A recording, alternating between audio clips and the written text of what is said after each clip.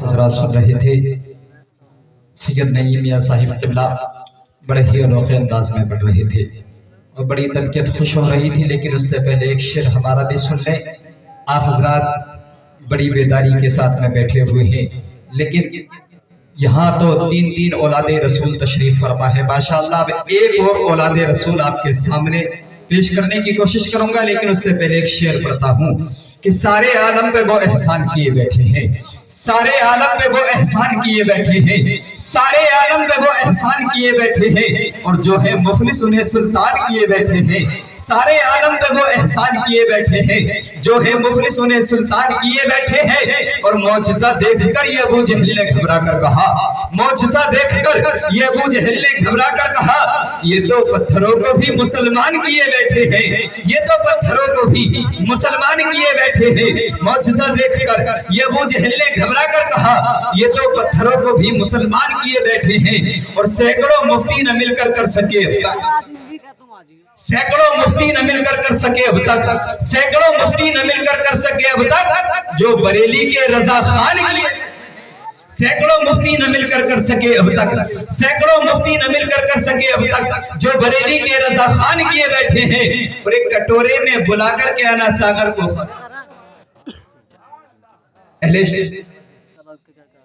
ایک کٹورے میں بلا کر کے انا ساگر کو خواجہ پرتھوی راج کو حیران کیے بیٹھے ہیں، پرتھوی راج کو حیران کیے بیٹھے ہیں۔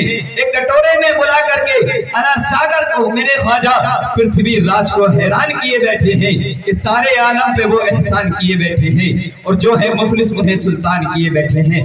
آئیے حضرات اب اولاد رسول آل رسول جن کی رگوں میں حضرت علی کا خون، اب انہی کو بہترین خطیب کو پیش کرتا ہوں۔ آپ حضرات سننے کے لیے تیار ہو جائیے، اگر نیند آ رہی ہو تو بیدار ہو جائیے۔ پریشان تو نہیں ہو رہے؟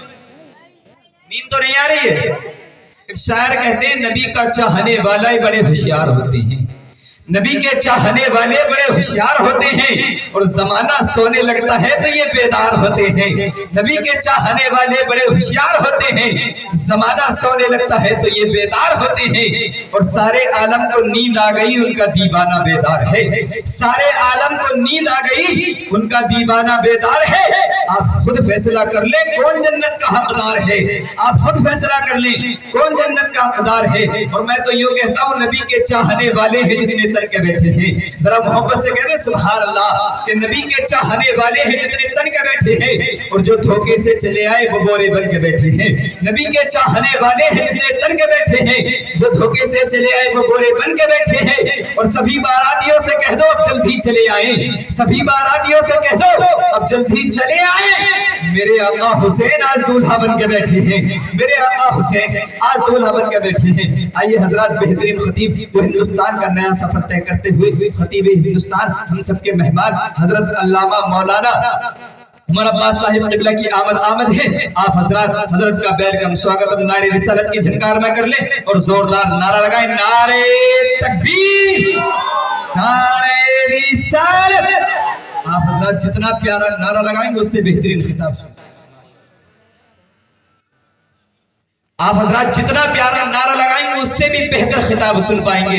قسم خدا کی جاتے جاتے ایسا نعرہ لگا دو عبدالبارث رضوی جاتے جاتے آپ کی آواز کو دیکھے، آپ کے نعروں کو دیکھے، اور یہ سوچنے پر مجبور ہو جائے کہ یہ جلسہ چھتونی گاؤں میں ہو رہا ہے، یہ گنبد خضرا کی چھاؤں میں ہو رہا ہے، یہ جلسہ چھتونی گاؤں میں ہو رہا ہے، گنبد خضرا کی چھاؤں میں ہو رہا ہے۔ لگائیے زوردار نعرہ تکبیر، نعرہ رسالت، مسلک اعلیٰ حضرت علماء اہل سنت اولاد رسول آل رسول سیدہ زہرا کے پھول، نعرہ تکبیر، نعرہ رسالت۔